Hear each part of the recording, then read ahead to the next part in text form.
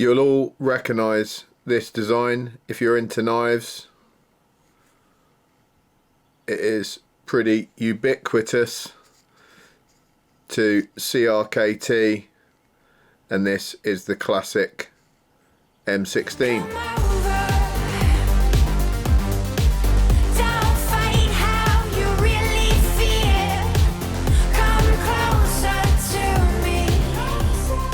So the CRKT M16, an iconic line of knives from Kit Carson, originally designed by him, and these were one of the first flipper knives on the block, or certainly mass-produced flipper knives. They were pretty famous when they first came out, and there's been lots of iterations ever since.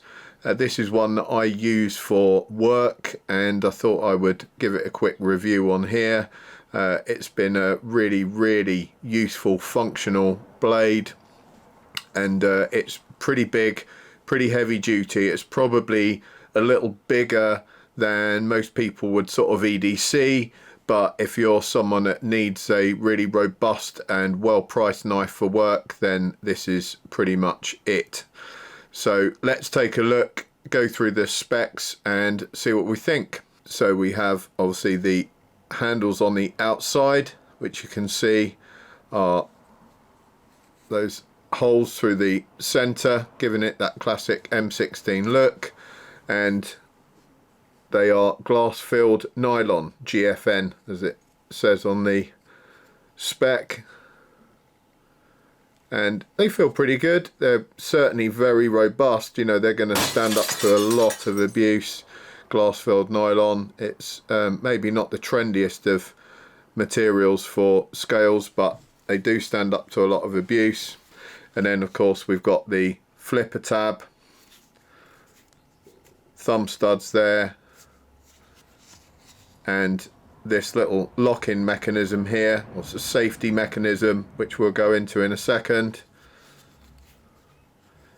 Gym pin all round the outside there.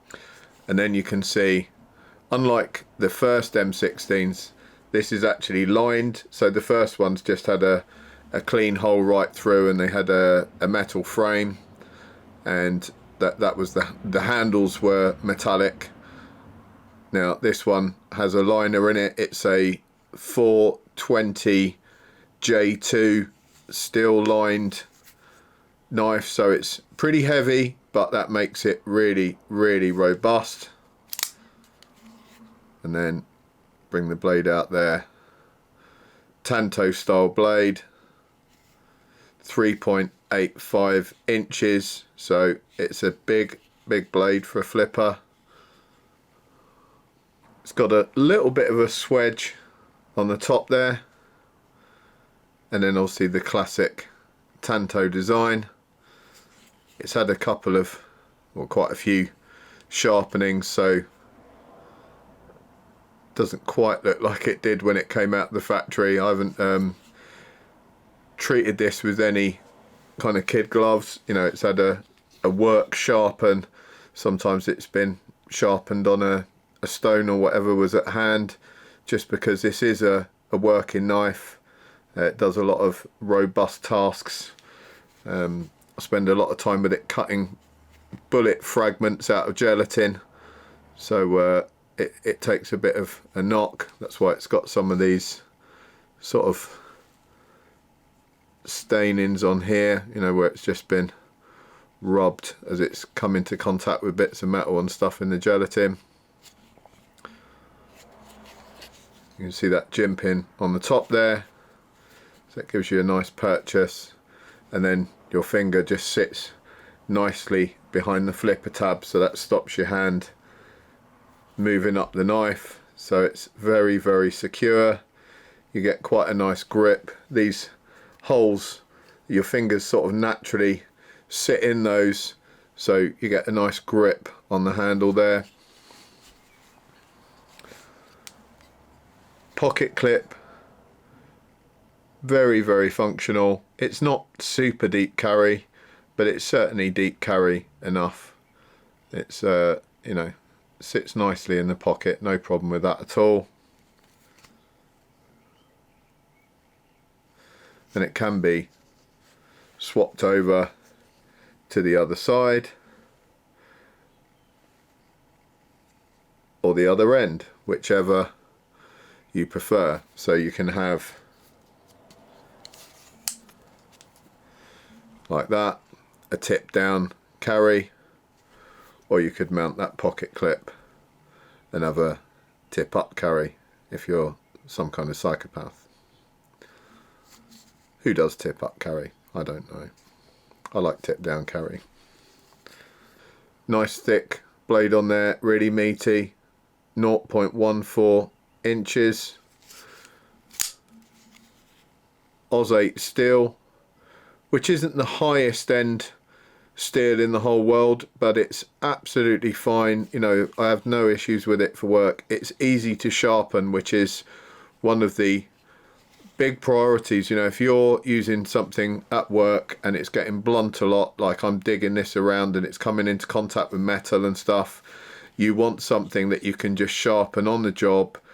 Some of the super steels, you know, they take quite a bit of care and time to get them nice and sharp, and I just wouldn't want to dig one of those super steels into, you know, a gelatin block and start carving out bits of metal out of it. You know, it's just a waste of knife. You don't need to mistreat that sort of knife like that. You've probably paid a lot of money for it, so hence why I would use something like this instead. I like the tanto blade shape, especially for what I'm doing with it, because it really digs down into the gelatin nicely. Equally, I have used this for cutting bits of wood and various different sort of webbing and stuff like that. It's absolutely fine. It can get really razor sharp with a good sharpen. So then the slightly interesting part with this, and something I've also experienced with the CRKT Hammond Cruiser, is this mechanism here. So that, in that position, if I were to try and undo it, it's locked in place. I can't move it, so I actually have to bring that down and unlock it like so. So you bring it out. The only way you can fold the knife back in is like so. I'm not sure if it's possible to do that with one finger. I mean, it is if you just push the blade closed on your leg or something like that.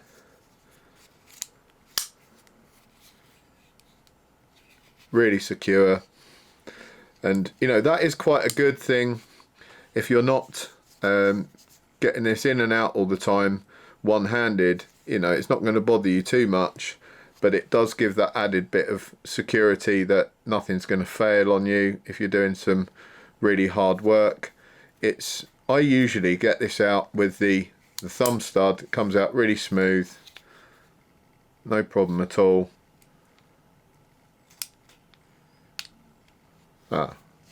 There you go. Bit easier with the right hand. So if I just action that with my left hand, I can then bring that in and then just close the blade down. So for right-handers, that's a lot easier. For lefties, maybe not so much. You'd have to push it against your leg or something to close it up with one hand, but it can be done. It's got that nice bead blasted finish to it. Really good looking. Hollow grind, obviously a plain edge. The weight on these, they're not light. This is 5.9 ounces, but then I don't expect anyone would think this thing is going to be light, and that's not really what it was made for. This thing was made to be incredibly robust, a good functional hard work knife, and it fulfills that criteria really well. One of the best things about this knife is the price point. So for such a robust knife and so well made, you know, the everything's put together nicely, it's centered up really nicely. and I paid around about £65 for it. You can pick them up maybe a bit cheaper in the States when they're on offers, but £65 for this is an absolute bargain for a knife of this size. It's high quality. I love CRKT stuff, you know, I've always liked CRKT, and they're pretty much synonymous with really functional, well-made tools at an excellent price point. They do have some higher end stuff, but that's what I like about them, is that they sort of cater for the working man. And like I said, you're not going to want to take a £300 knife into work and then start messing it up on someone else's dime kind of thing. Those are the things you keep for yourself at home, and then buy something like this for work. It's going to last you for years. It's going to do a terrific job. You know, I'm probably going to get 20 years of work out of that thing before I'd need to change it. So maybe even more. You know, it probably outlast me. I probably haven't got enough years left of work in me to outlast this thing. So it's an absolute bargain, I think. Bit of a close-up on the detail on the blade there. You just got CRKT one side, and then some of the details about the knife on the other. It just says M16 04Z, US patent number, and then it gives the number, and then Carson design. That's it. Great knife. Hope you enjoyed it.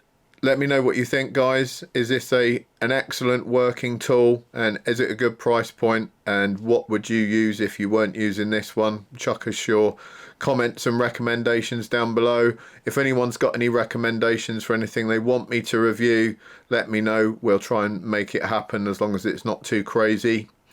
And take care. I hope you all have a great week. See you soon.